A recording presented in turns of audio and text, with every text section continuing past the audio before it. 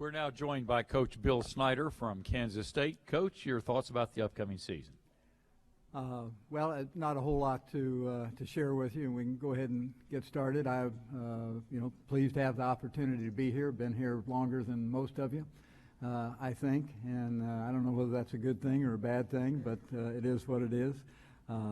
My respect to to our conference and those of you that cover our conference. We greatly appreciate that. I didn't get to hear Commissioner Bowlesby, but I have a great appreciation for him and what he has meant to our conference since he has stepped into the commissioner's role. I would ask that each and every one of you keep in mind and keep in your prayers and your thoughts a member of the Big 12 Conference who has meant a great deal to the conference and a great deal to me personally, Donnie Duncan. I think all of you, recognize the name.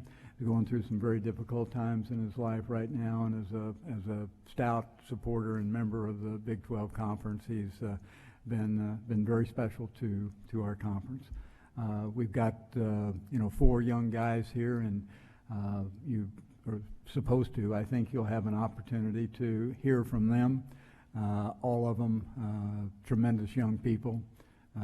Good teammates, good students, care about each other, care about doing things right. I think you'll find that. I hope each and every one of you get an opportunity to be in front of them, and I think you'll be impressed by the quality of character of those young guys. Good football players as well. Okay, that's... Okay, we'll take questions. We'll start on the aisle, left side.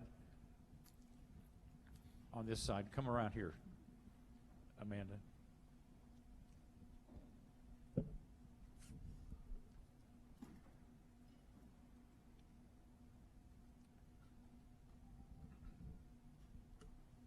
Coach Scott Fritchen, GoPowerCat.com. I saw where you have 7 quarterbacks listed on your roster, and I don't recall ever seeing 7 quarterbacks on a Bill Snyder roster before. Upon going through the entirety of spring, I was wondering if you could assess the quarterback spot right now, and then also the summer transfer, Jonathan Banks, what he possesses and how he might fit into the mix. Well, yes, we do have 7 quarterbacks, Scott. I think probably 4 of them at this particular point in time, in my eyes anyway, should be competitive for the position. We will go into our proverbial 2-a-day practices with that in mind. It's hard to get all the repetition that you would like with 4 guys sharing the opportunities, so it will be significant for us to be able to pare that down as quickly as we possibly can. I don't know how fast that will be. Right now they're all on equal footing. The 3 of them went through spring practice. A young guy that you mentioned, Jonathan Banks, has just recently joined us, a very athletic young guy. We haven't seen him in a practice environment yet, so that remains to be seen. But he will be, one of the 4 probably that will be certainly in competition for the position. I think they're all good young guys. They all care. They're all good teammates. They all do things the right way. They all want to succeed. So I think it'll be very competitive. It's just a matter of being able to sort it out as quickly as we can. Question on the aisle, right side. Kevin Haskin to be Capital Journal. Over here, Bill. Where you at, Kevin? Right here. I got you. Okay. Regarding the Big 12's new rule restricting live contact, what do you think of the rule? Has the amount of contact in your practices changed over the years, and how much do players need to have contact to get acclimated to games? Well, I would think that you have to have some. It doesn't. It will not affect us because the rule, as I define it, as it is in place right now, and we've had discussions of that in our conference meetings, is identical to what our needs are. So, it doesn't alter anything that we have done, so we don't have to make any changes in that respect. I like the way we do our practices. We've been doing them the same way for a long time. It plays out to favor, what we do, I think. We got a question on the side. Barry, put your hand up. Barry Trammell with the Oklahoman on your left, Bill, over here. Okay, Barry. A lot of talk about expansion the last few weeks got risen up again. You've long advocated for a championship game, no matter what the conference format is. How do you stand on expansion? Do you feel like the league needs to get back to 12, or is 10 okay as long as you have a championship game? Well, let me try, Barry, to answer it this way. You know, I've long been an advocate, of a certain way, and only because of its value to Kansas State. I mean, everybody has different opinions about it, and I understand that. We all have to think about, collectively the conference and certainly our own programs and our own universities. I have always favored, the way, it was at one time. I favor a 12-team conference. I favor 2 divisions, and I favor a championship game. You might remember that, when we had that format, we were one of only 2 teams that played a game in December, and that was one of only 2 conferences. That was the Big 12 conference and the SEC. Now we're the only conference that does not, do that and have that particular format. I know it's hard to come by with being a 10-team conference, but and as I said, I understand. Everybody doesn't want to do it that way, and they all have very adequate reasons why they would not want to do it that way because of what it means to their particular programs. That's just my opinion. Got a question on the front second row right in front of you, Coach, over here on the right-hand side. Put your hand up, please. Thank you. Coach Chris Buckner from Fan React. Clearly, you are very passionate about your fan base, and your fan base is extremely passionate about Kansas State football. In light of all this awesome new renovations that y'all have going on right now, can you just talk to how important that fan base is to making Kansas State so special? Well, it goes back to, the history, I think, as much as anything. When we went to Kansas State University in '89, Kansas State University was a step away from being eliminated from what we, define as Division I football at the time. And we had an average attendance of 13,000, give or take. And there was an NC2A rule in place at the time that indicated that to be a Division I team, you had to have an average attendance of 19,000. So there was discussion in the Board of Regents of what to do, move to a lower level or drop football altogether. Both were on the table, and our fans stepped up, and we went above the necessary number the first season, and every year from there on out we've grown, and we've learned to play in front of sellout crowds for quite some time now, and the fans have been, they're wonderful. They care about the young people in our program. I have a great appreciation for that. They care about them as young people, not just win or lose guys. They're not nameless. They're young guys that I believe they're good young guys. Our fans believe they're good young guys, and they appreciate very much, the kind of young people that we have in our program. That's what's important to me.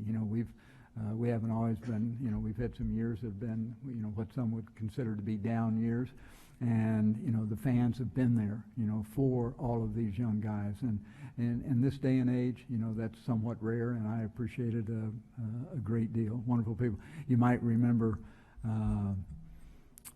Several years ago when Pete Carroll was at USC and Kansas State played, we played out in the Coliseum one year, and then the following year they came back and played us in Manhattan, and Pete Carroll went on one of the national TV shows after the ball game and said the most intimidating crowd we have ever played in front of in his history at USC, and that I thought that was saying something. And I'm just so proud of them. They are, it says family on that stadium, and my personal family, certainly that's for them, but it is also for the Kansas State family, because I consider them personal family as well.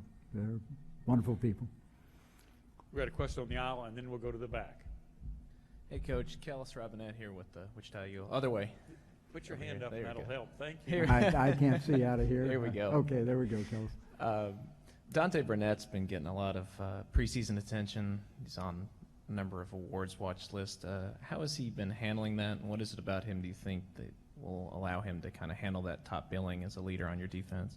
Well, I appreciate you saying it that way, because that's exactly the way it has to take place. I mean, as I've said to, each one of those young guys, or alluded to, is, it's wonderful. I've said, congratulations on, being selected on this watch list, that watch list, et cetera, et cetera. But, that's not the significant thing. The important thing is, will you work hard enough? Will you make it important enough to you to earn it in the light that is expected of you, which is to be a great teammate and make it about the team and not about yourself. And he is a young guy like the rest of them, who I think will do exactly that. I think he cares more about, the accomplishments of his collective team and his teammates than he does about his own. I have great appreciation for that. There's a humility there. Dante can, he's a very confident young guy, and I appreciate that a great deal. But by the same token, humility is is part of his makeup, and I appreciate that a great deal as well. But I also believe that that it's deserved, because he has been, aside from the other things, he's been a fine player as well. All the way back on the camera platform in the middle, Coach. Hey, Coach, John Moss, ABC in Tulsa, up here in front of the cameras. I was going to ask about Dante as well. When he showed up to campus, was he a natural leader, or is that something that you've seen progress in his time there?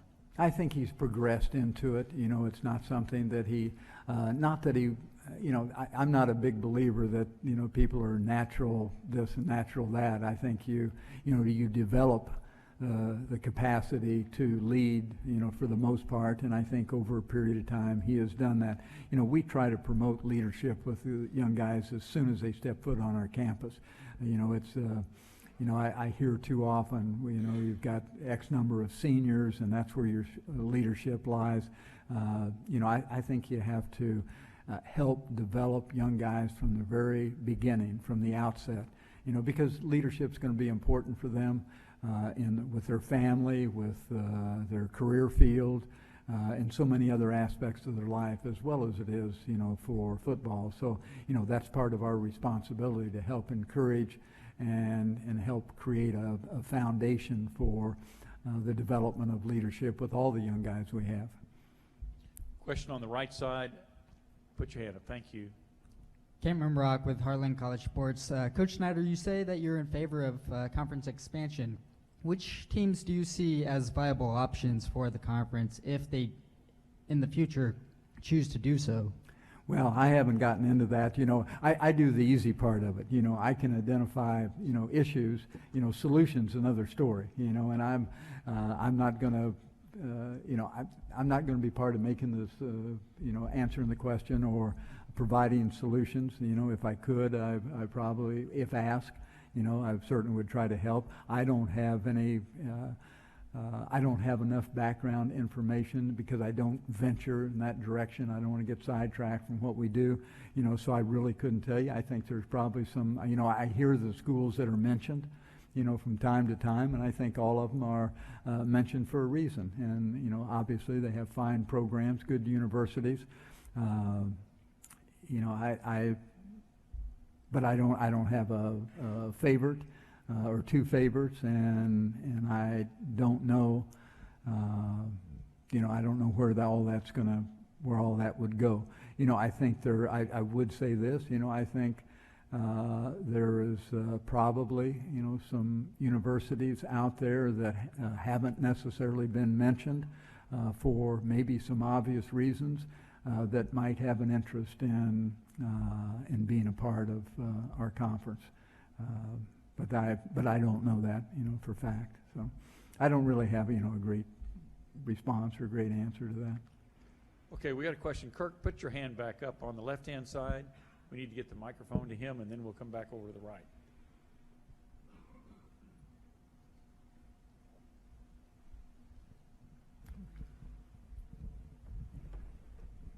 Kirk Bowles from the Austin American. Bill, I don't know how much longer you're going to coach, but you think in the next 10 or 20 years, have you thought about a second career in anything? Well, I get asked, some type of question that alludes to that quite frequently. And, it was, when I retired, I missed football probably for about 6 months. And after that, I didn't. I truly didn't. I mean, I was enamored by it, but I didn't miss it. And I had the opportunity to do a lot of things that I really enjoyed doing. We initiated Kansas Mentors, which is a statewide mentoring initiative that was significant for me and what was important to me. We initiated the Kansas Leadership Center, which was significant to our state, which is important to me, and I was heavily invested in the Kansas State University Leadership Studies program, which is I helped initiate, and it's very important to me as well. I was invested in those things as well as more family time, and I enjoyed that. And when I was asked to come back, that was not an easy decision to make. Most people think you missed it so much you had to be back, and that was not the case at all. And it took me, as I've indicated, probably around 6 months to make the decision to come back. And the reason I came back was because of what I perceived anyway to be the capacity to help guide and direct young people to become successful in life and to help create a value system or implement a foundation for the rest of their lives. And that has always been my highest priority in coaching, and that had more to do with me coming back than anything else. This could be the final question on the right side. Brian, put your hand up. Hey, Coach, Brian Baldinger from Fox Sports. I'm sure that the Bill Snyder family is really, really interested in what's going to happen at this quarterback position. You've told us that as many as 4 could be involved in the competition. My question to you, Coach, is can you envision a scenario where maybe you platoon quarterbacks or play 2? It's possible. We've done it. When we had 2, it's not my favorite thing to do, and I don't exclude anything. Most people wouldn't. But that's not our intent at this particular point in time. Our intent is just exactly as I had indicated, is try to sort through what we have and work our way into a position where we have a quarterback. But if you followed our program, you've seen us play 2 quarterbacks. You've seen us play 2 quarterbacks on the field at the same time. So we have a lot of things that we can do in that respect. But at the end of the day, the bottom line is I concur with what most people would say. If you're better served to have 1, than 2. You can define that a lot of different ways. I'm pleased that we have 4, but we do have to have a number 1, out of those 4, and that's the direction we're trying to go. Okay, Coach, thank you very much for your comments, and good luck for the season. Thank you all very much.